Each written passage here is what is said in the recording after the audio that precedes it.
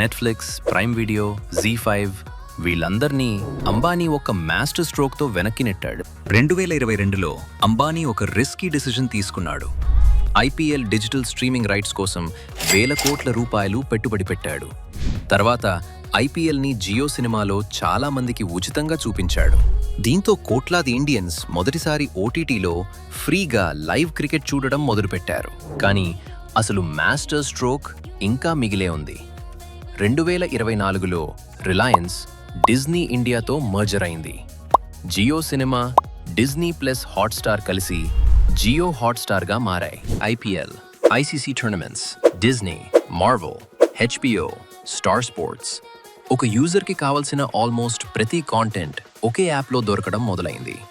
అదే Ambani master stroke. Ambani OTT యాప్ని build చేయలేదు.